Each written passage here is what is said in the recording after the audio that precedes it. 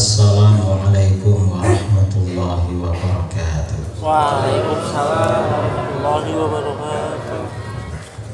Saya tadi pagi pulang dari Palu, Sulawesi Tengah karena pesawat transit di Jakarta, dari Jakarta ke Surabaya hari Jumat. Nah, di Sulawesi Tengah itu saya berangkat malam Jumat kemarin, sampai di Palu, terus perjalanan darat ke Poso.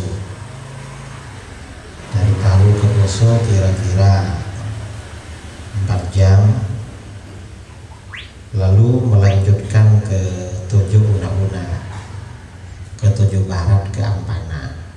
Saya mengisi pengajian di sana, pengajian umum. Nah, yang saya tangkap di sana, di Sulawesi Tengah ini, umat Islam diganggu oleh aliran-aliran di luar Ahlus Sunnah wal Jamaah. Dan ini memang pada masa-masa seperti ini yang paling bisa menghadapi tantangan-tantangan seperti itu adalah pondok pesantren. Pondok pesantren yang memang mengajarkan ilmu agama, karena ilmu ini yang bisa menghadapi fitnah. Yang paling berat itu fitnah akidah. Digambarkan di dalam sabda Rasulullah SAW, riwayat Imam Ibnu Majah dari Abu Umamah Al-Bahili radhiyallahu anhu, takunu fitanun, akan ada fitnah-fitnah, ujian-ujian, godaan-godaan. Yumsir rajulu fiha mu'minan wa yusbihu kafiran. Orang-orang yang sore-sore itu beriman, sebab fitnah itu besok paginya jadi kafir. Nah, fitnah-fitnah ini maksudnya ya fitnah aliran sesat. Karena yang membalik orang beriman jadi kafir, orang Ahlus Sunnah menjadi aliran sesat, menjadi sesat. Ya fitnah aliran-aliran ini, aliran Wahabi, Syiah, HTI, liberal dan macam-macam. Nah, kemudian siapa yang bisa selamat dari fitnah-fitnah aliran seperti ini yang merajalela? Dalam hadis dikatakan illa man ahyahu Allahu bil ilmi, kecuali orang-orang yang dihidupkan oleh Allah dengan ilmu pengetahuan agama. Apa maksudnya dihidupkan oleh Allah dengan ilmu pengetahuan agama? Hidupnya memang mencari ilmu, ya pernah mondok, dan setelah mondok gak putus. Setelah mondok tetap menjalankan ilmunya. Karenanya sekarang anak pondok itu pulang dari pondok, setelah itu gak ingat sama ilmunya, gak ingat sama pondoknya, bisa terkontaminasi ikut aliran-aliran di luar Ahlus Sunnah. Makanya pondok-pondok besar seperti Stogiri, Lirboyo, Sarang, Pelosok, di mana-mana itu juga mengantisipasi, menjaga alumninya. Alumninya dibuatkan organisasi-organisasi, ya, perkumpulan, lalu dipantau dari waktu ke waktu. Ya karena fitnah aliran-aliran di luar Ahlus Sunnah wal Jamaah ini memang deras sekali, banyak. Dan yang paling banyak aliran di luar Ahlus Sunnah yang merata di negara kita ini Wahabi. Wahabi ini perlu sangat diwaspadai. Mengapa aliran sesat ini diwaspadai? Orang itu saudara, kalau ikut aliran sesat akan menjadi anak durhaka pada orang tua. Ikut Wahabi jadi anak durhaka. Kalau ikut Ahlus Sunnah wal Jamaah akan diajarkan berbakti pada orang tua. Itu paling enggak itu durhaka pada orang tua. Kenapa durhaka? Ini kasus di Tojo Una-Una setelah Poso di Sulawesi. Saya beberapa waktu yang lalu ada salah seorang guru nelpon saya. sesat nanti durhaka sama orang tuanya. Masa gitu. Sampai di Palu kemarin di Tojo Una-Una, yang undang saya itu cerita, ini kiai, ada orang di sini Ahlus Sunnah, anaknya disekolahkan ke sekolah Wahabi, dapat beberapa bulan, apa kata dia, ayah ini kan ikut tahlil, sesat itu. Jadi ayahnya disesatkan. Nah, kalau ada orang bilang ayahnya sesat, kira-kira durhaka apa enggak? Durhaka. Itu baru masuk, sudah menyesatkan orang tuanya, dan nanti setelah mati durhaka lagi. Mengapa durhaka lagi? Ini kasus ya di Sulawesi, sama di Surabaya dulu. Ketika orang tuanya oleh kiai setempat dikubur, mau dibacakan talqin, kiainya diusir. Gak usah dibaca talqin, itu sesat bid'ah.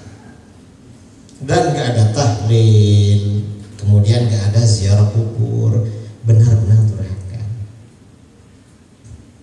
Ini durhaka kepada orang tua, pada guru-gurunya juga durhaka. Kok durhaka? Kita ini kan guru-guru kita, para ulama yang menyebarkan Islam di Indonesia. Kalau di Pulau Jawa yang populer menyebarkan Islam itu Wali Songo. Wali Songo.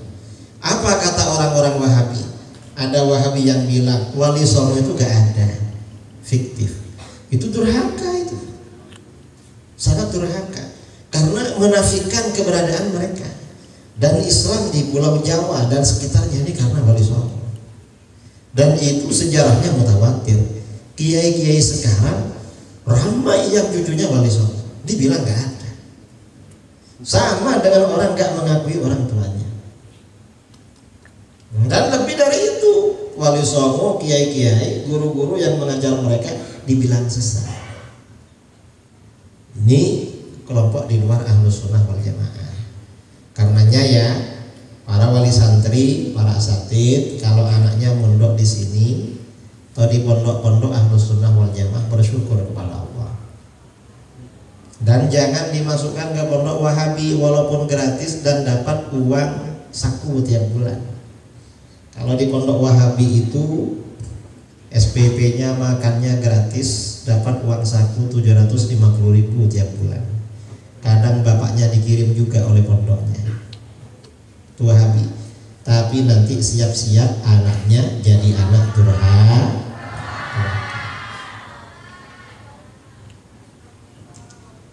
Ini yang perlu diperhatikan. Dan durhaka pada orang tua itu termasuk dosa besar. Allah Subhanahu wa taala berfirman di dalam Al-Qur'an, "Wa qadha rabbuka alla ta'budu illa iyyah." Dan Tuhanmu menitahkan, Tuhanmu mewahyukan, jangan sekali-kali bahwa janganlah kalian menyembah kecuali kepadanya. Beribadah itu hanya kepada Allah, tidak boleh beribadah kepada selain Allah. Beribadah kepada batu, kepada pohon besar, kepada gunung, kepada laut, kepada sumber air, itu gak boleh. Beribadah hanya kepada Allah, dan itu ajaran tauhid. Kemudian perintah beribadah tidak cukup, saudara. Masih ada perintah lagi yang disertakan dengan beribadah kepada Allah. Apa? Wabil walidaini ihsan. Dan pada kedua orang tua Allah memerintahkan kalian agar berbuat baik sebaik-baiknya. Kalau pada orang tua itu baik saja tidak cukup, tapi harus paling baik. Kalau ada orang baik sama istrinya, sama ibunya harus lebih baik. Ada orang baik sama kawannya, sama ayahnya harus lebih baik. Dan ini perlu disampaikan karena di akhir zaman ini macam-macam. Ada anak laki-laki takut sama istrinya, berani sama ibunya. Na'udzubillah min. Itu yang sama ibunya. Ada anak laki-laki mendekatkan kawannya. Kalau ada kawannya dilayani dengan akrab, tapi menjauhkan ayahnya sendiri. Sama ayahnya gak mau diakrabi. Itu nggak boleh, itu tanda akhir zaman. Nggak boleh. Dan kalau terjadi seperti itu, misalnya seorang suami, kadang-kadang seorang suami laki-laki mau berbakti sama ibunya, istrinya marah karena sering ngasih uang, sering mengunjungi. Kalau sering mengunjungi ibunya, kadang istrinya bilang, kamu nyusu ya, kok masih ke mamanya. Kalau terjadi seperti itu, istrinya diingatkan, perlu diingatkan, kamu harus mendukung saya berbakti sama ibu saya. Karena kalau saya berbakti, anak saya berbakti sama kamu. Tapi kalau saya durhaka, anak saya durhaka pada kamu. Harus diingatkan. Seorang istri juga begitu kepada suaminya. Suamiku, kamu harus berbakti sama ibu kamu. Karena kalau kamu berbakti, anak kamu berbakti pada saya. Kalau kamu tak berbakti, anak kamu tak berbakti. Ini ada kisah ya, dikisahkan oleh guru-guru di Arab. Ada suami istri. Suami istri ini tinggal di padang pasir. Karena ini orang Badui. Orang Badui itu tinggalnya kan di padang pasir, pindah-pindah mengikuti musim. Nah, suaminya ini membawa ibunya, mamanya yang sudah tua. Suami istri ini punya anak bayi laki-laki. Karena ibunya ini sudah tua, cerewet, bangun tidur marah-marah, nanti mau makan marah, siang-siang marah, mau tidur marah, marah terus. Orang perempuan tuh biasanya cerewet gimana? Mengapa orang perempuan cerewet? Karena dalam ilmu psikologi, orang perempuan itu sehari semalam harus mengeluarkan lafaz kosakata 20.000. Kalau nggak keluar stres saudara. Itu perempuan. Kalau laki-laki yang keluar cukup 7.000. Jadi perempuan itu 3 kali lipat laki-laki kalau ngomong. Karenanya kiai, ustadz kalau habis ceramah diajak ngomong gak semangat. Karena ada keluar semua 7.000. Kalau perempuan habis ceramah diajak ngobrol, ceramah lagi itu.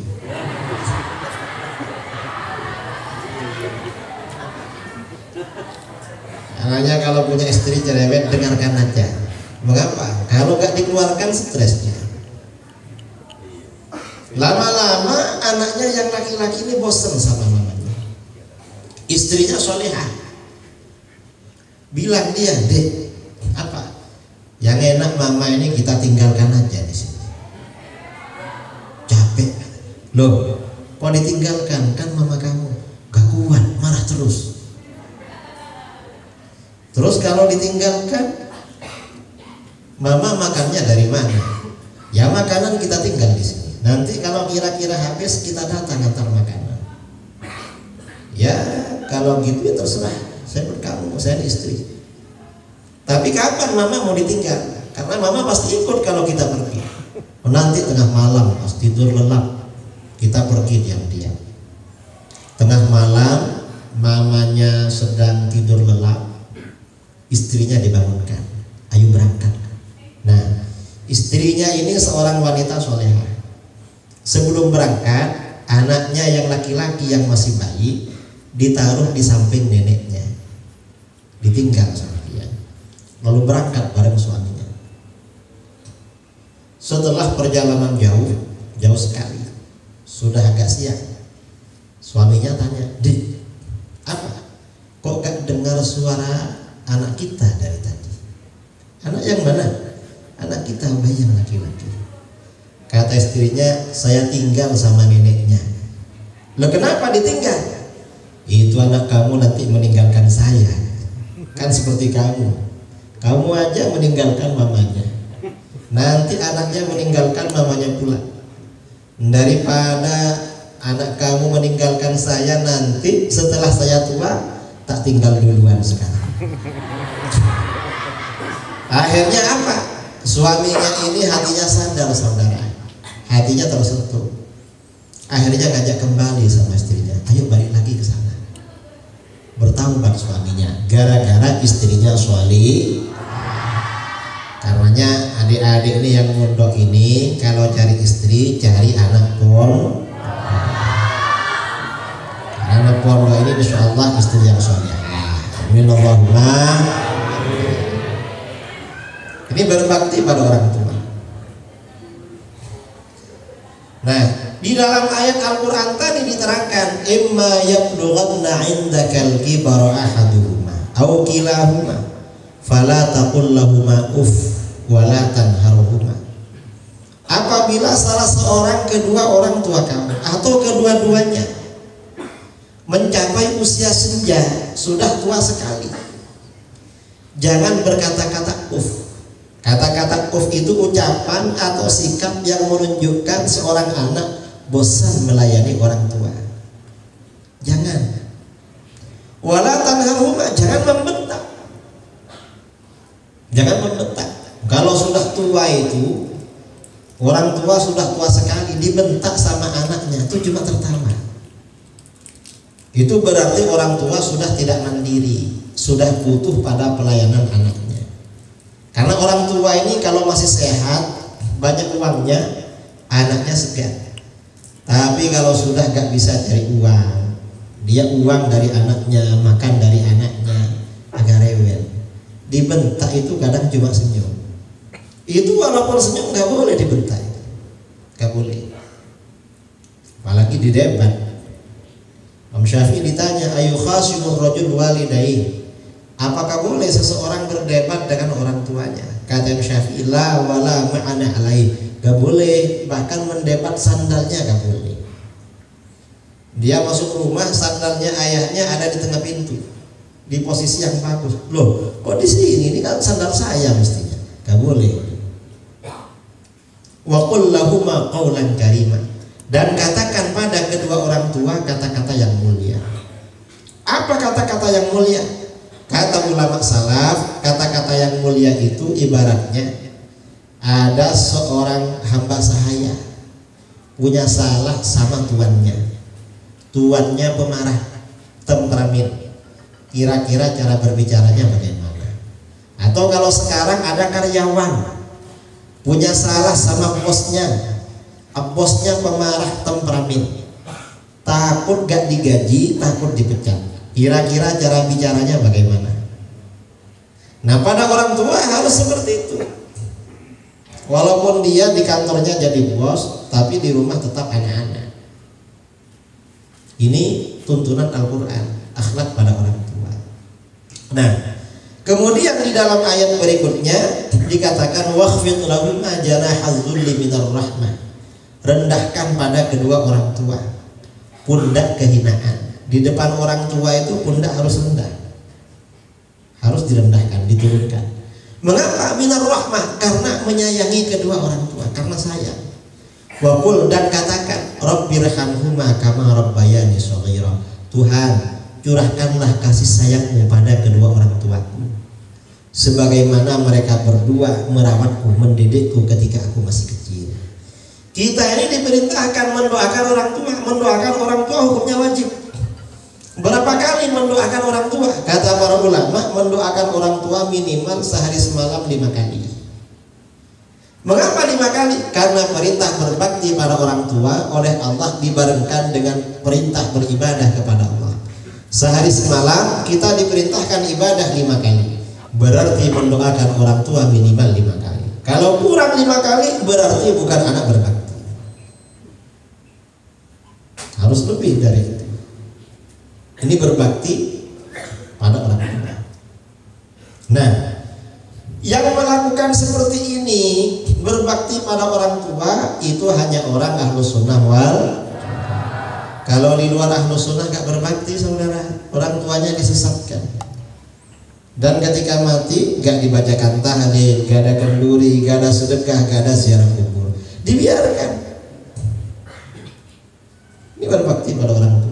Karenanya kita ini beruntung belajar di pondok pesantren Al-Mawaddah, di mana kurikulumnya, pelajarannya, ustadz-ustadznya semuanya ahlus sunnah wal jamaah. Ini bersyukur kepada Allah.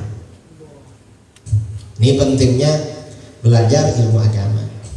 Dan sekarang ini yang juga perlu kita waspada, Orang-orang Wahabi ini kalau mendirikan pondok, membangun masjid, itu pakai nama-nama orang top, pakai nama sahabat. Nama masjidnya Masjid Abu Bakar, Masjid Umar bin Khattab, Masjid Utsman bin Affan, Masjid Abu Ubaidah. Itu cuma nama aja saudara, isinya ajarannya Abu Jahal dan Abu Lahab. Itu Wahabi. Isinya ajaran Abu Jahal Abu Lahab.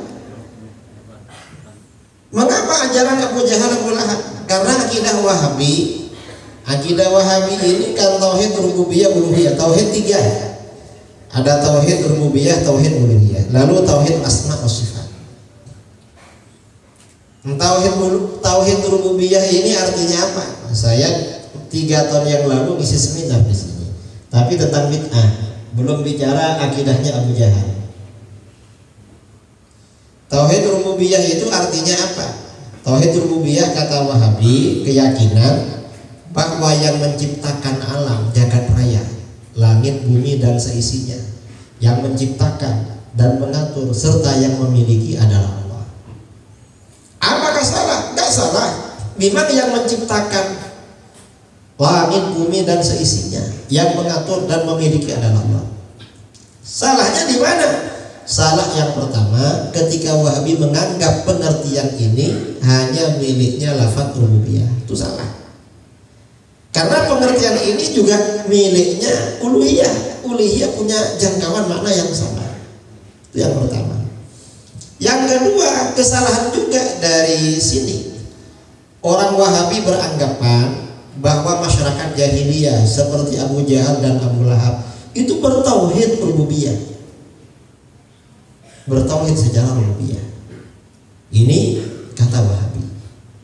Kalau menurut kita enggak bertauhid rububiyah. Mereka hanya percaya pada sebagian rububiyah Allah, sebagian mereka tidak percaya. Apa di antara rububiyah Allah?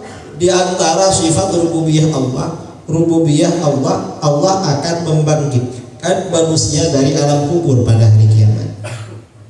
Sedangkan Abu Jahal, Abu Lahab dan orang musyrik tidak percaya pada hari kiamat, gak percaya pada kebangkitan dari alam kubur. Karenanya dalam surat Yasin, orang-orang musyrik itu datang menghadap Rasulullah membawa tulang belulang orang mati, lalu mereka remuk-remukkan dengan tangannya sampai hancur. Orang musyrik bilang, "Mayyuhil 'idhama wa hiya ramim." Muhammad, siapa yang bisa menghidupkan tulang-tulang kayak gini? Sudah hancur. Artinya apa? Orang musyrik punya keyakinan Tuhan gak mampu menghidupkan lagi, sudah hancur. Dijawab oleh Allah dalam Al-Quran, "Qul yuhyihal-ladzi ansha'aha awwala marrah." Katakan Muhammad, tulang belulang itu akan dihidupkan lagi oleh Dia yang menciptakannya pertama kali. Karena itu bagian dari sifat rububiyah Allah. Artinya apa? Orang musyrik yang bertauhid rububiyah, saudara, hanya sebagian rububiyah. Cuma kata Wahabi, orang musyrik itu bertauhid dan beriman rububiyah. Itu kata Wahabi. Menurut kita enggak. Dan keterlaluan lagi Wahabi. Mengapa? Wahabi ini setelah beranggapan Abu Jahal dan Abu Lahab bertauhid rububiyah, apa kata dia? Tauhid rububiyahnya Abu Jahal levelnya lebih tinggi, lebih sempurna daripada tauhid rububiyahnya umat Islam di luar Wahabi. Kita ini dianggap lebih syirik daripada Abu Jahal, Abu Lahab. Karenanya di kitab-kitab Wahabi ya, yang diajarkan di masjid-masjid, di lembaga-lembaga mereka, misalnya kitab Kaifa Nafhamut Tauhid, ada bab Tauhidu Abi Jahlin wa Abi Lahabin. Abu Jahal dan Abu Lahab diyakini orang yang bertauhid. Bertauhid kata Wahabi.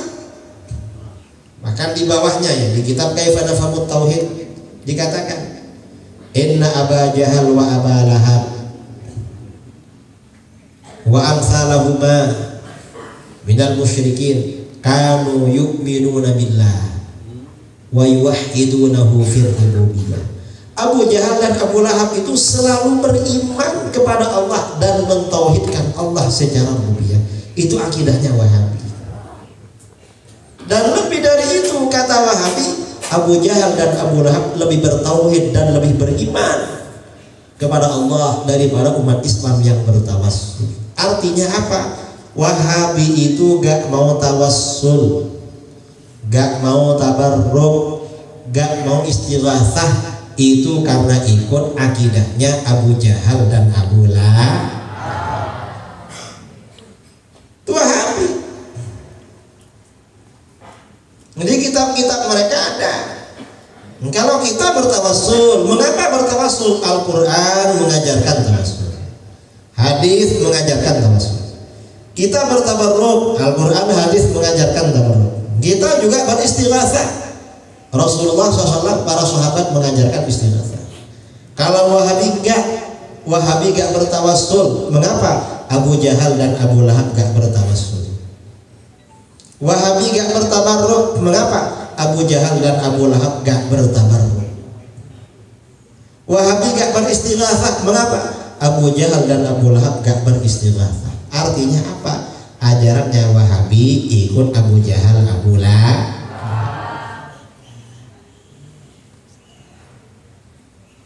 Nah, satunya tauhid Wahabi ini tauhid asma wa sifat. Kalau tauhid asma wa sifat ini lawan dari sifat 20. Kalau kita ini wujud qidam baqa, kalau Wahabi tauhid asma wa sifat. Hafal sifat 20. Hafal. Baca bareng-bareng. Bismillahirrahmanirrahim. Wujud qidam baqa lil hawadisi qiyamuhu wahdaniyat qudrat iradat ilmu hayat sama basor kalam qadiran muridan aliman hayyan sami'an basiran mutakalliman. Itu sifat 20. Kalau Wahabi beda. Mengapa para ulama membuat konsep sifat 20 bagi Allah? Yang pertama, sifat 20 itu mengantarkan kita makrifat kepada Allah. Apa makrifat? Makrifat itu artinya kenal pada Allah. Kita ini kalau kenal dengan orang, kenal dengan Ustadz Abdul Somad, dengan Buya Yahya misalnya, tahu orangnya, tahu profesinya, tahu keahliannya, tahu mungkin tahu rumahnya, itu kenal. Kepada Allah ini kita wajib kenal. Cuma di dunia kita gak bisa melihat Allah. Maka mengenal Allah di dunia adalah melalui sifat-sifatnya. Dan itu sifat 20. Itu yang pertama. Yang kedua, apa tujuan sifat 20? Sifat 20 ini merespon, menyinggung, menanggapi penyimpangan kelompok-kelompok di luar Ahlus Sunnah wal Jamaah tentang sifat Allah. Karenanya sifat 20 ada hubungannya dengan Wahabi, Syiah, Mu'tazilah, HTI, semuanya ada. Apalagi dengan komunis, dengan Kristen, ada semua. Ada hubungannya. Itu sifat 20.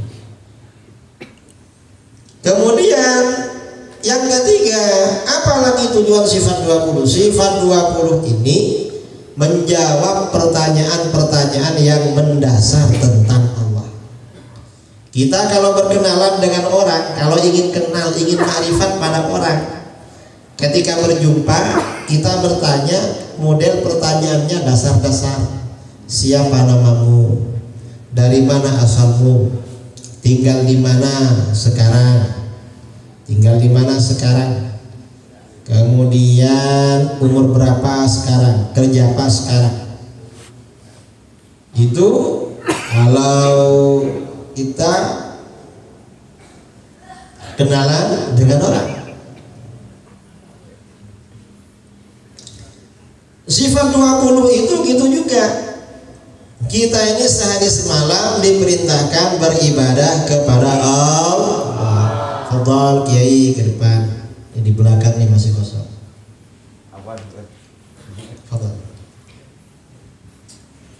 Jadi sehari semalam kita diperintah beribadah kepada Allah.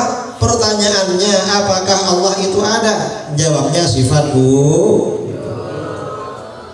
Allah itu wajib ada. Itu pertanyaan pertama. Karena itu kebalikan dari wujud, yaitu adam, tiada, mustahil bagi Allah. Dijelaskan dalil-dalilnya oleh para ulama. Nah, sifat wujud ini untuk menolak faham-faham yang tidak percaya kepada adanya Allah, menolak ateisme, komunisme, animisme yang tidak beriman kepada adanya Tuhan. Ya, dalil sifat wujud itu yang menjawab. Pertanyaan kedua, kalau Allah itu wujud, sejak kapan wujudnya? Jawabnya adalah sifat wujudnya Allah tanpa permulaan. Kalau kita ada permulaannya, makanya di KTP ada tempat tanggal lah. Kalau Allah gak ada tanggal lahirnya, karena wujudnya tanpa permulaan. Nah, ini untuk menolak ketuhanan benda-benda atau makhluk yang dipertuhankan oleh di luar agama Islam. Orang Nasara, Kristen mempertuhankan Siti Maryam. Itu gak bisa, karena Siti Maryam gak kidam, ada permulaannya. Kalau ada permulaannya bukan Tuhan. Orang Kristen mempertuhankan Yesus, Nabi Isa, ditolak, gak bisa. Nabi Isa ada lahirnya, tanggal lahirnya, gak bisa dianggap Tuhan. Karena Tuhan itu harus bersifat kidam, wujudnya tanpa permulaan. Yang ketiga, Allah yang wujud dan kidam, sampai kapan wujudnya? Jawabnya adalah kalau kita ini wujudnya sampai mati. Kita ini gak bako, makanya ada matinya. Makanya ketika ada orang mati, biasanya kiai-kiai yang menyebarkan kabar kematian seseorang, al-baqa'u lillah, keabadian itu hanya milik Allah ya. Jadi yang sabar, ini saudara kita, innalillahi wa inna ilaihi raji'un. Jadi begitu. Kalau Allah maha kekal, maha abadi. Karenanya kalau tidak kekal bukan Tuhan namanya. Orang Kristen mempertuhankan Bunda Maria, Siti Maryam, gak bisa diterima. Siti Maryam wafat. Mempertuhankan Nabi Isa, gak bisa diterima. Nabi Isa kata mereka sudah meninggal disalib. Kalau menurut orang Islam belum wafat, besok menjelang hari kiamat akan turun ke bumi untuk membunuh Dajjal. Jadi Imam Mahdi dulu, lalu Dajjal keluar. Setelah Dajjal keluar baru Nabi Isa. Setelah membunuh Dajjal keluar Ya'juj Ma'juj. Di akhir zaman, entah tahun berapa kita nggak tahu. Ini Nabi Isa. Kemudian pertanyaan yang keempat, Allah yang wujud kidam baqa seperti apa? Jawabnya adalah mukhalafatu hawadits. Allah itu gak serupa dengan apapun perkara yang baru. Karena Allah gak serupa dengan perkara yang baru, maka kata para ulama salaf, kullu ma khatara bi balik wallahu bi khilafi dzalik. Apa saja yang terlintas dalam pikiran kamu, Allah gak sama dengan itu. Ada orang memikirkan tentang zat Allah, Allah gak sama dengan itu. Itu hasil reka-reka pikiran kamu, gak sama. Ini akidah Ahlus Sunnah wal. Kalau Wahabi beda saudara, karena tauhid asma wa sifat. Apa kata Wahabi? Tuhan itu mukhalafatu lil hawaditsi, tapi tak begitu mukhalafatu. Mengapa? Ada mirip-miripnya. Kata Wahabi, Tuhan itu mirip seorang laki-laki yang masih muda, belum berjenggot, tingginya kira-kira 30 meter. Ini kata Wahabi. Akidah Wahabi ini mirip akidah Yahudi. Kata Yahudi, Tuhan itu seperti seorang laki-laki yang sudah tua, rambut dan jenggotnya putih semua, tingginya 30 meter. Bedanya Tuhannya Yahudi lebih tua daripada Tuhannya Wahabi. Jadi akidah Wahabi adiknya akidah Yahudi, disingkat menjadi Wahyudi. Wahabi adiknya Yahudi. Artinya apa? Konsep tauhid asma wa sifat yang menyerupakan Allah dengan makhluk itu sumbernya dari ajaran Yahudi. Kalau tauhid rububiyah uluhiyah sumbernya dari Abu Jahal dan Abu Lahab. Kalau tauhid asma wa sifat sumbernya dari Yahudi. Ini beda saudara, Wahabi dengan kita itu beda. Jangan dikira gak beda. Pertanyaan ke-5, Allah yang wujud qidam baqa, mukhalafatul hawadits, alamatnya di mana? Kalau sudah cocok kan tanya alamat. Mau dibeli? Jawabnya adalah diyabuhu nafsihi. Allah berdiri pada zatnya sendiri. Allah tidak butuh pada tempat, tidak butuh pada yang menciptakan. Mengapa gak butuh? Yang namanya butuh itu bukan sifatnya Allah sebagai Khalik, tapi sifatnya makhluk. Kalau Wahabi beda saudara. Di mana alamat Tuhan? Kata Wahabi, kamu belum tahu. Lah memangnya kamu tahu? Tahu. Di mana? Di Arasy. Wah, jauh banget ya. Kalau kita ada perlu gimana caranya? Kan belum ada pesawat ke Arasy. Dan kalau ada kira-kira vaksin berapa kali? Karena naik pesawat harus vaksin. Setelah vaksin harus PCR. PCR-nya berapa kali kalau ke Arasy? Kata Wahabi, kamu gak perlu khawatir, gak perlu bingung. Mengapa? Setiap pukul 2 malam Tuhan itu turun ke langit pertama di dunia. Loh, mengapa turun? Untuk mendengar doa kamu. Makanya pukul 2 bangun sholat tahajud, Tuhan lagi turun, dengar doa kamu. Wahabi ditanya, memangnya kalau gak turun gak dengar? Bingung dia. Karena kalau jawab gak dengar kafir, menganggap Tuhan maha tinggi. Kalau jawab dengar takut ditanya lagi. Kalau dengar ngapain turun? Tak bisa jawab. Lalu dia ditanya lagi, itu turun pukul 2, ikut waktu daerah mana? Karena pukul 2 waktu Indonesia beda-beda. Waktu istiwa tambah banyak bedanya. Setiap matrak beda-beda pukul 2-nya. Apa kata Wahabi? Ya turun pukul 2 sesuai dengan waktu daerah masing-masing. Nah berarti turun terus dia. Kalau turun terus naiknya kapan? Katanya di Arasy. Kok pindah-pindah? Artinya apa? Akidah yang tidak benar itu tidak akan bisa dipertahankan ketika dihadapkan dengan gugatan-gugatan rasional, argumen-argumen rasional. Itu Wahabi. Lalu yang pakai dalil istawa, Ar-Rahmanu 'alal 'arsy istawa. Kata Wahabi, Tuhan bersemayam di atas Arasy.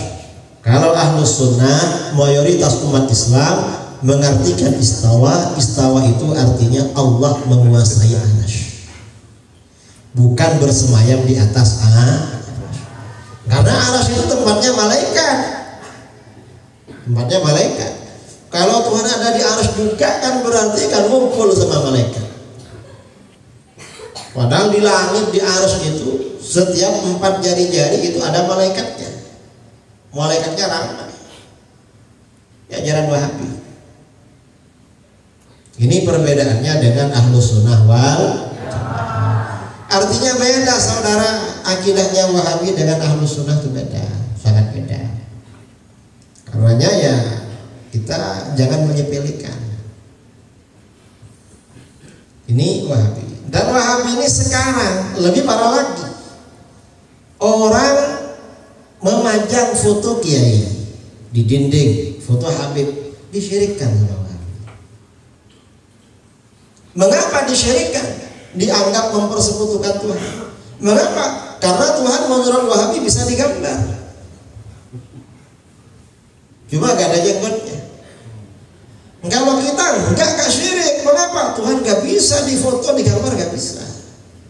Tuhan itu mukhalafatul hawa, gak bisa. Dan gak syirik menaruh foto para ulama, para kiai, para habaib di dinding rumah. Gak syirik. Syekh Nawawi Al-Bantani dalam kitabnya Nurul Zalam Syarah Aqidatul Awam di bagian awal mengatakan memajang foto-foto para ulama itu bid'ah hasanah, dianjurkan. Mengapa? Untuk menanamkan rasa cinta masyarakat kepada para ulama dan untuk menanamkan haibah mereka di hati para ulama, dianjurkan. Memajang foto. Wahabi gak boleh syirik. Sebentar-sebentar syirik. Ajaran Wahabi. Nah itu ya, adik-adik ini ya perlu hati-hati, dan para orang tua, para asatid harus antisipasi terhadap akidah-akidah di luar Ahlus Sunnah wal Jamaah. Nah ini sekarang kadang ada yang gugat, kok bicara kemana-mana Wahabi terus. Ya sekarang ini penyakitnya Wahabi, mau bicara apa lagi? Nah kemudian juga ya yang ingin saya sampaikan, terutama kepada adik-adik yang ada di pondok. Orang belajar di pondok itu ingin menjadi orang ingin menjadi orang berhak. Kalau ingin menjadi orang sukses, orang berhasil, paling enggak syaratnya 3. Apa? Yang pertama rajin harus rajin belajar. Mengapa rajin belajar? Karena orang-orang yang sukses semuanya rajin belajar. Kalau tak rajin nggak sukses. Itu ilmu, harus rajin. Yang pertama. Kalau ulama-ulama dulu itu, ulama kita ini Masya Allah luar biasa rajin. Ada ulama Ahlus Sunnah namanya Imam Ar-Razi. Imam Ar-Razi ini gak pernah berhenti baca kitab. Beliau itu gak baca kitab cuma waktu makan. Kalau waktu makan gak baca kitab, tapi di luar itu baca terus. Sampai Imam Ar-Razi ini berkata, inni la ata'assafu katsiran ala fauti minal mutala'ah wa qatal akli fa innal waqta waz zaman aziz. Saya menyesal sekali nggak bisa baca kitab pada waktu makan, karena waktu itu mahal harganya. Imam Ar-Razi ini orangnya cerdas, rajin belajar, ahli debat. Beliau ini kalau berdebat dengan orang di luar Ahlus Sunnah, misalnya dengan Mu'tazilah mengeluarkan dalil, Imam Ar-Razi gak mau bantah. Saya gak akan bantah dalil kamu karena dalil kamu kurang kuat. Saya kuatkan dalil yang lebih kuat. Imam Ar-Razi ini punya kemampuan membuatkan dalil pihak lawan lebih kuat daripada dalil buatan mereka sendiri. Kamu dalilnya yang kuat begini, bukan begitu. Setelah dibuatkan dalil yang lebih kuat, lalu apa? Oleh beliau dipatahkan sendiri. Tapi saya bisa matahkan ini. Caranya begini. Kalau punya kamu gak perlu dipatahkan, kurang kuat itu. Akhirnya apa? Kata ulama Mu'tazilah kepada jamaahnya, kamu jangan terpengaruh dengan orang ini. Mazhab kamu gak lemah, cuma orang ini diberi kehebatan oleh Allah. Diberi kehebatan membuatkan dalil kamu yang lebih kuat dari punya sendiri, lalu dipatahkan sendiri. Ini hebat. Tapi lama-lama ya jamaahnya pindah kepada beliau karena kelihatan lemah. Ini para ulama Ahlus Sunnah wal Jamaah karena rajin belajar. Adik-adik yang ada di pondok ini harus rajin, karena kalau rajin insya Allah ya Wahabi itu urusan mudah, gampang, nggak repot mengalahkan mereka. Ini yang pertama. Yang kedua, kalau ingin menjadi orang berhasil, ingin menjadi orang sukses, yang kedua berkhidmah pada guru, berbakti kepada guru. Orang yang berbakti kepada guru insya Allah menjadi orang yang berhasil. Mengapa? Para ulama dulu yang berhasil berbakti pada guru, rajin juga berbakti. Itu ulama-ulama dulu. Yang ketiga, yang juga sangat penting, adik-adik yang ada di pondok, punya cita-cita yang tinggi, punya keinginan yang kuat, ingin menjadi ulama, ingin menjadi orang alim ya, bantu pondok atau buka pondok, menjadi penceramah. Dan penceramah jangan kelas RT, tapi tapi kelas nasional atau internasional, atau menjadi tokoh, jadi presiden, wakil presiden, jadi menteri. Kita ini punya wakil presiden Kiai Ma'ruf Amin. Beliau ini mondok di Tebuireng. Dulu punya presiden Gus Dur, mondok juga itu di Kerapia. Menteri-menteri yang mondok itu ya ada juga lah. Apalagi cuma bupati, wali kota, banyak yang anak pondok. Jadi punya cita-cita yang tinggi. Mengapa punya cita-cita yang tinggi? Orang yang sukses tuh biasanya orang yang cita-citanya tinggi. Ini ada cerita ya, disebutkan di dalam kitab Al-Aqdul Farid, karangan Imam Ibnu Abdi Rabbi Al-Andalusi, di bagian awal di kitab adab. Dulu pada masa sahabat ada 4 remaja, 4 laki-laki remaja duduk di depan Ka'bah. Yang 3 orang kakak beradik bersaudara, yang 1 orang ini teman akrab mereka. Ketika 4 orang ini duduk-duduk, tiba-tiba salah seorang ada yang nyeletuk, ada yang bilang, liyadhkur kullu wahidin minna ma yatamanna. Coba masing-masing kita mengutarakan apa yang menjadi impian kita. Kita ini besok ingin jadi apa? Setelah ada yang nyeletuk begitu, lalu Abdullah bin Zubair, kakak tertua dari 3 bersaudara, bilang, saya ingin menjadi khalifah. Kalau sekarang presiden ingin menjadi khalifah yang menguasai Mekah, Madinah, dan Irak, itu harus tunduk pada saya, kata Abdullah. Begitu Abdullah berkata begitu, kawannya Abdul Malik bin Marwan bilang, saya ingin menjadi khalifah menguasai seluruh dunia Islam. Negara Islam harus tunduk semua pada saya. Ini kata Abdul Malik bin Marwan. Setelah itu adiknya Abdullah yang bernama Urwah, kata Urwah, saya bercita-cita menjadi ulama besar. Para pelajar, pencari ilmu, penuntut ilmu, para santri, nanti jari-jari saya belajar ilmu agama. Lalu adiknya Abdullah yang satunya Mus'ab bin Zubair. Mus'ab ini aneh. Apa kata Mus'ab? Cita-cita saya ada 2. Apa? Yang pertama, saya ingin menjadi gubernur di Iran. Saya gak perlu jadi khalifah, cukup jadi gubernur.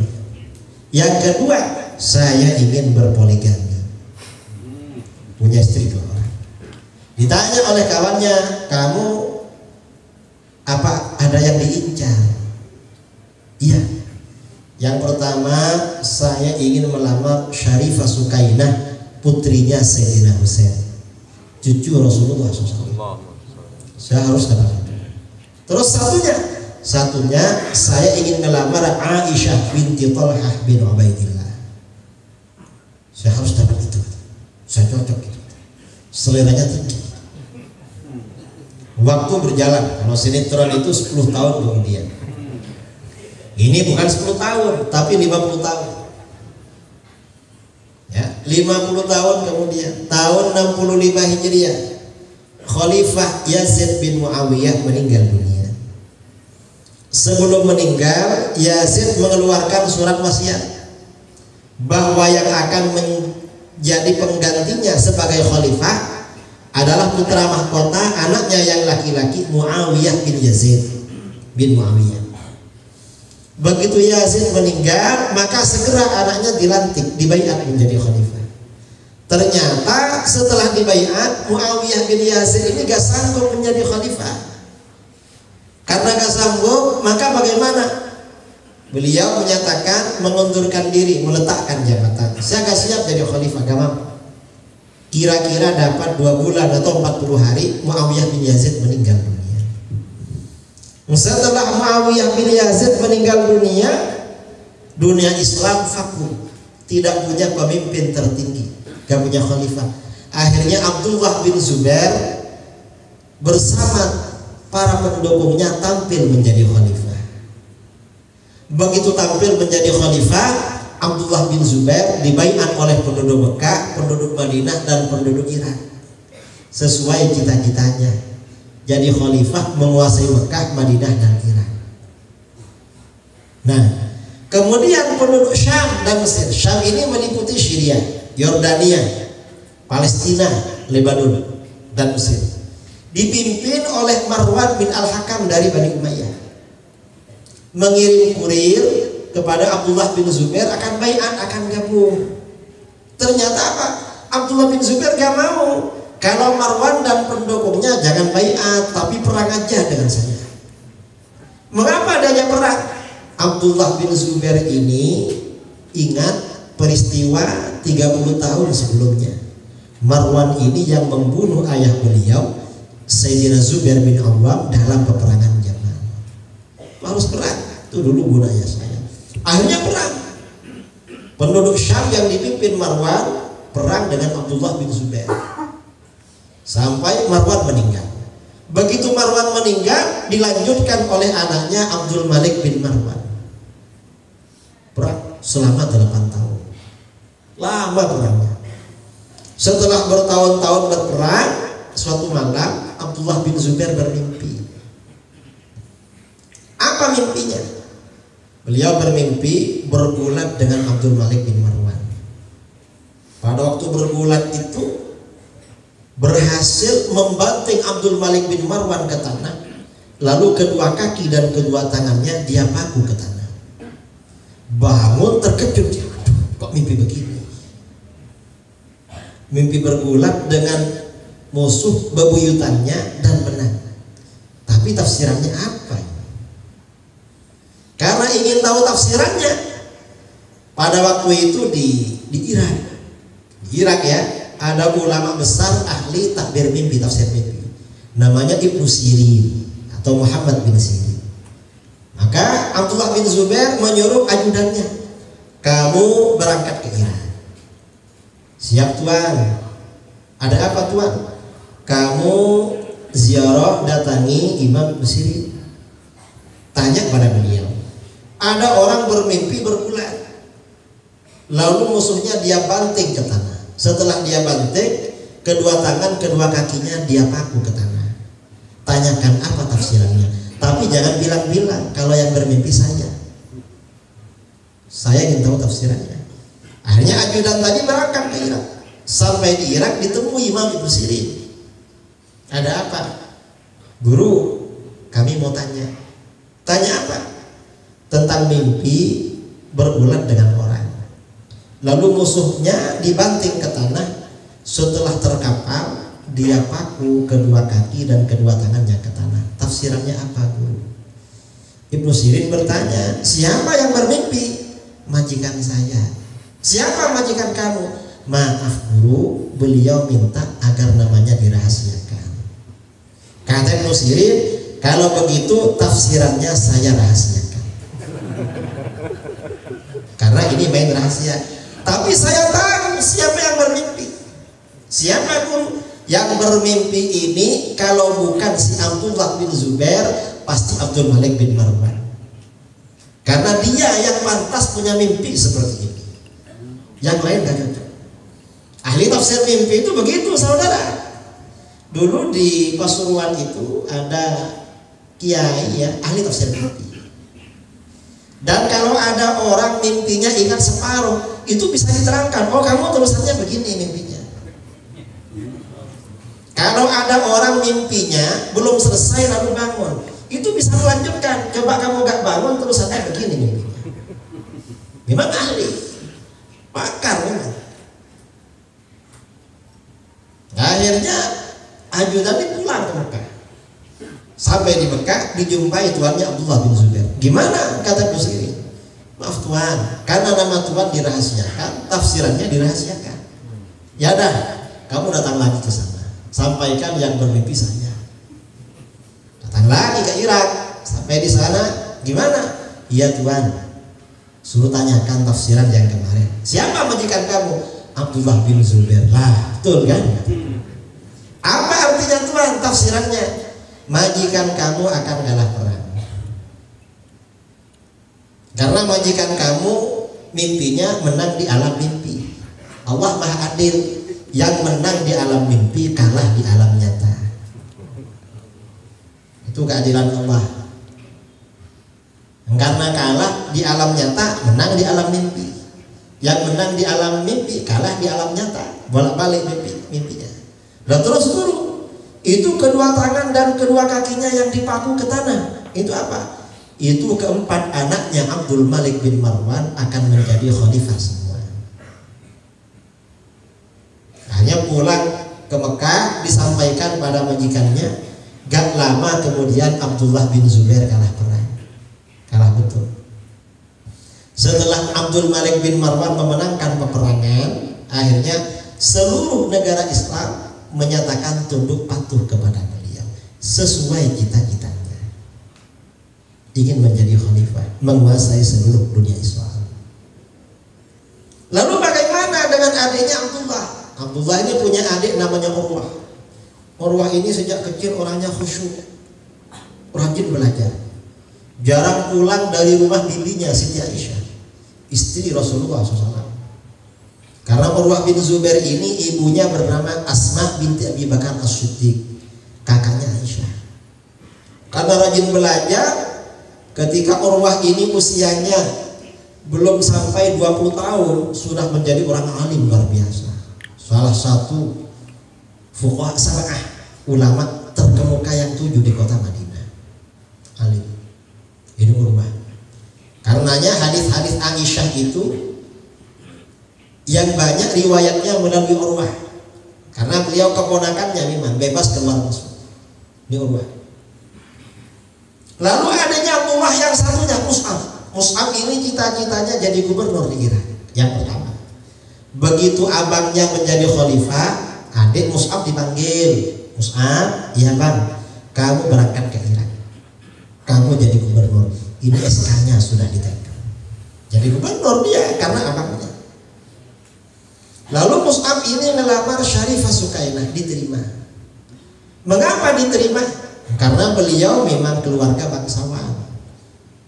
Ibunya Asma binti Abi Bakar As-Siddiq, ayahnya Zubair bin Awwam. Zubair bin Awwam ini ibunya bernama Sofiyah binti Abdul Muttalib, kakaknya Abdullah, saudaranya Abu Talib. Jadi Sayyidina Zubair ini dengan Rasulullah masih hubungan apa? Sepupu ya, sepupu atau bisa. Dengan Sayyidina Ali juga bisa. Dan Mus'ab ini terkenal ganteng, sangat ganteng. Setelah itu ngelamar Aisyah binti Thalhah bin Ubaidillah. Aisyah ini dikenal seorang wanita yang sangat cantik dan cerdas. Kecerdasannya seperti laki-laki, cantik dan cerdas. Karena yang ngelamar ganteng, sangat ganteng, diterima.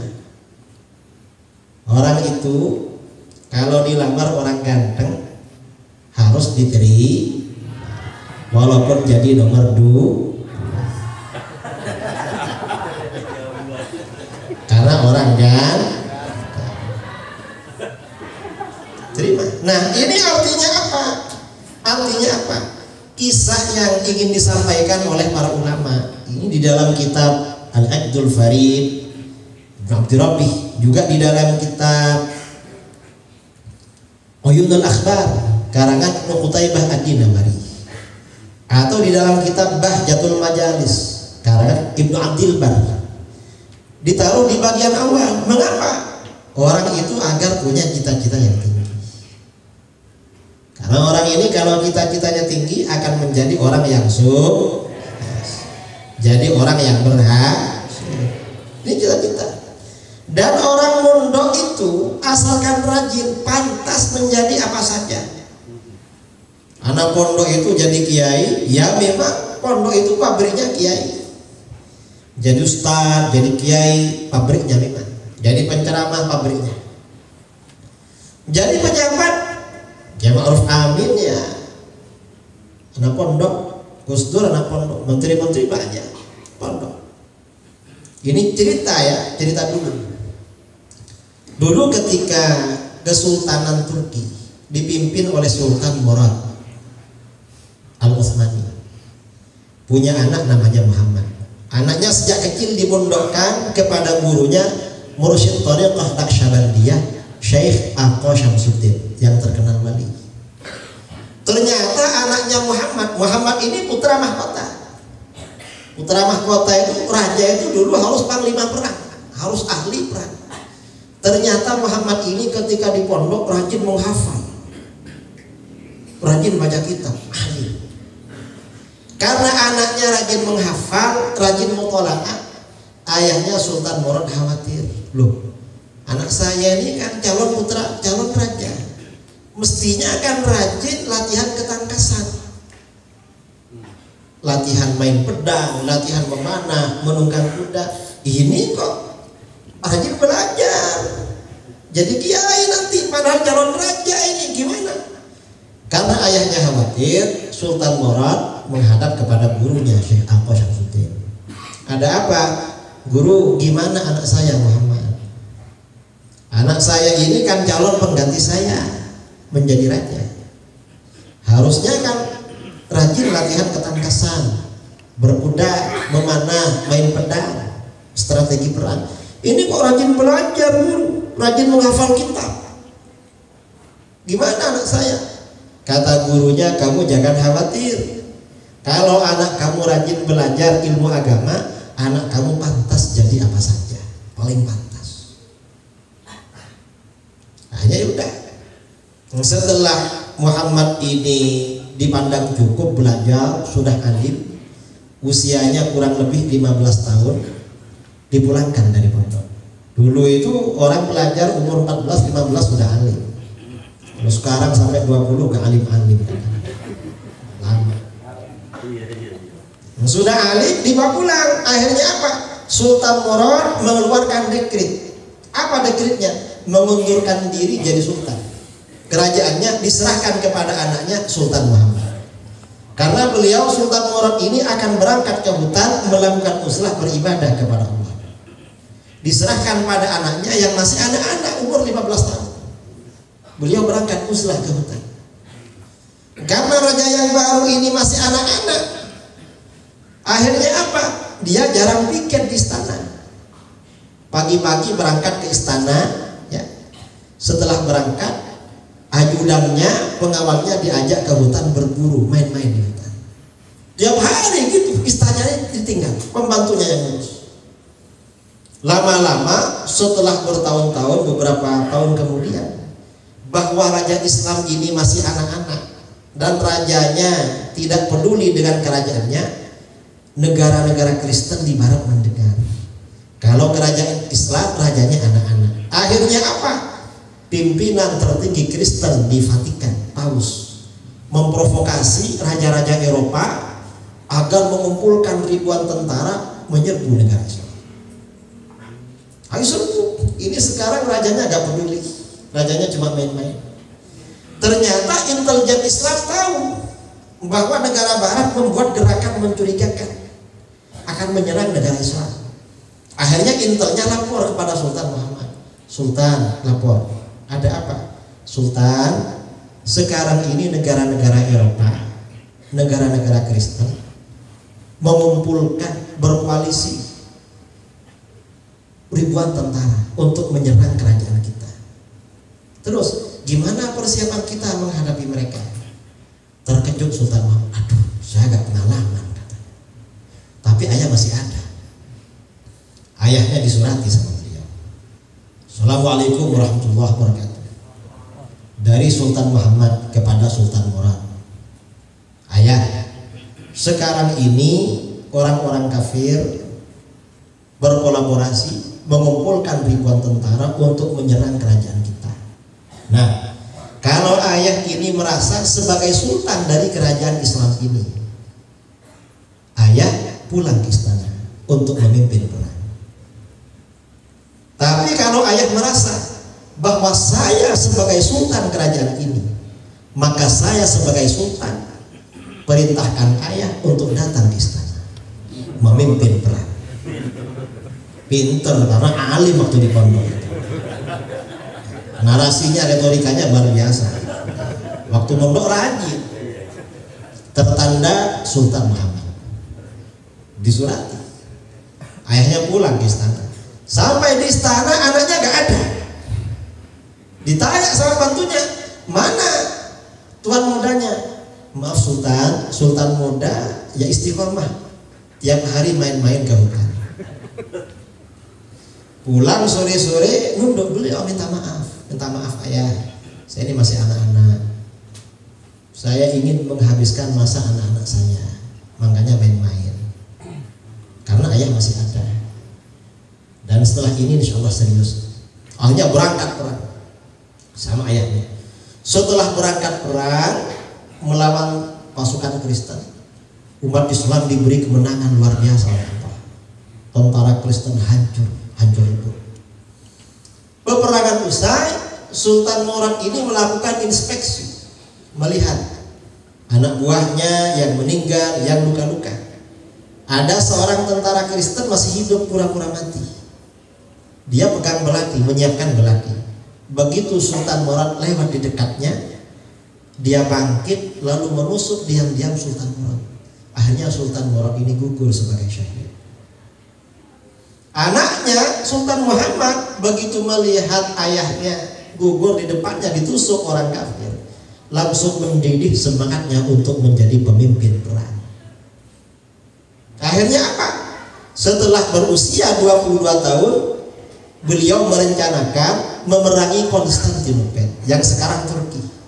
Turki itu dulu negara Romawi Timur, negara Kristen terkuat, dan bentengnya tinggi dan tebal. Nah, sejak masih kecil Sultan Muhammad ini oleh ayahnya sering dibawa melihat-lihat bentengnya Konstantinopel. Ayahnya bilang, Muhammad, siap ayah, itu musuh kamu harus punya keinginan menaklukkan itu. Siap. Memang diberi kemauan, cita-cita menaklukkan musuhnya. Setelah berusia 22 tahun, Sultan Muhammad ini melakukan persiapan untuk menyerang Konstantinopel. Ternyata bagaimana?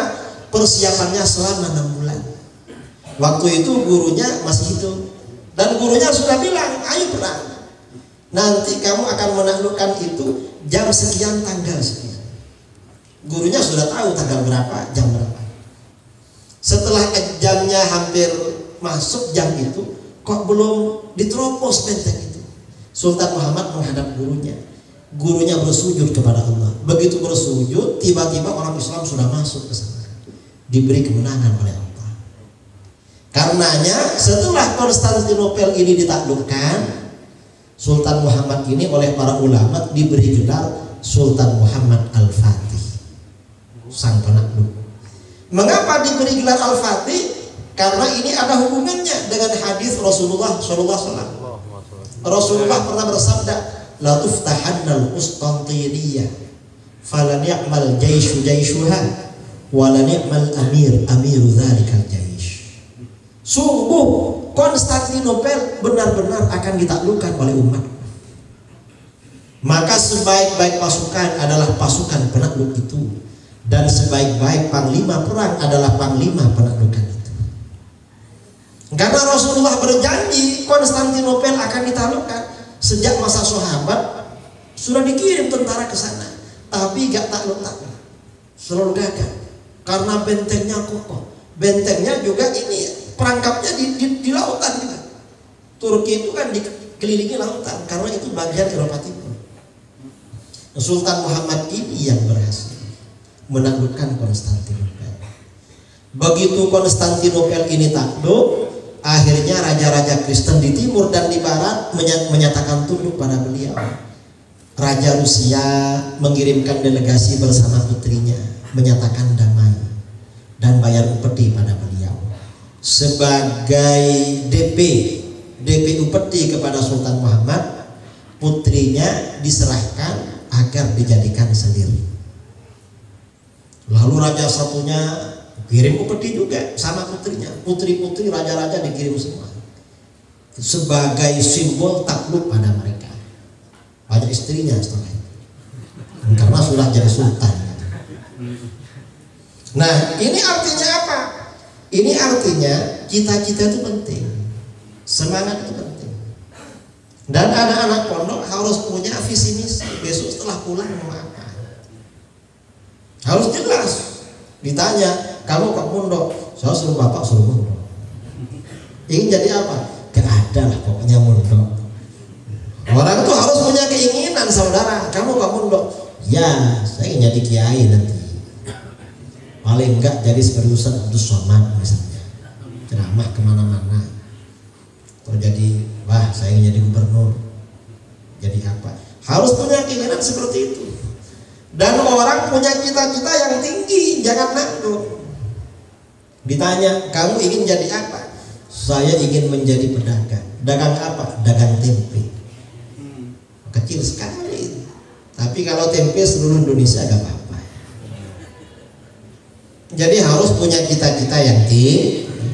Orang yang cita-citanya tinggi akan ditolong oleh Allah. Sabda Rasulullah SAW, Innallaha yuhibbu ma'aliyal umur wa yakrahu safsafah. Sesungguhnya Allah mencintai cita-cita yang luhur. Allah gak suka cita-cita yang rendah. Karenanya harus punya keinginan yang tinggi. Nah, kalau sudah punya cita-cita yang tinggi, keinginan yang tinggi, selera tinggi, maka bagaimana? Ya harus tahu diri.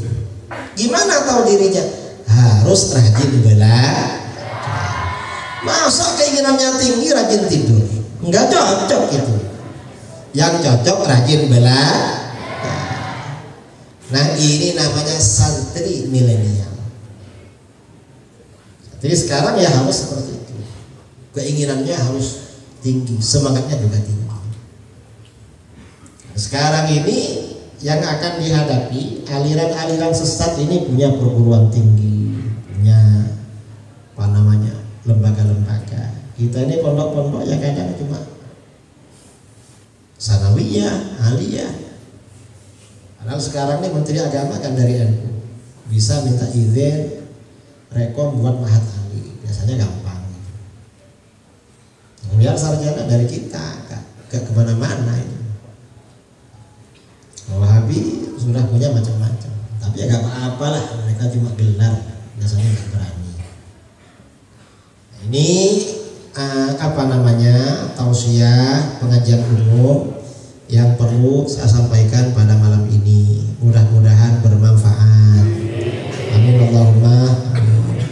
Mudah-mudahan anak-anak kita semuanya jadi anak yang soleh dan solehah.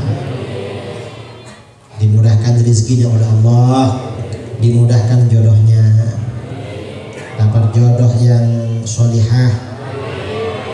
Kalau perempuan dapat jodoh yang soleh. Kemudian mudah-mudahan Allah menjaga keluarga kita, Allah menjaga lingkungan kita, Allah menjaga bangsa kita, Allah menjaga umat Islam dimanapun berada. Amin Allahumma. Nah ini sepatah dua patah kata yang perlu saya sampaikan pada pengajian umum malam ini. Mudah-mudahan bermanfaat. Wabillahi taufik wal hidayah. Assalamualaikum warahmatullahi wabarakatuh. Waalaikumsalam.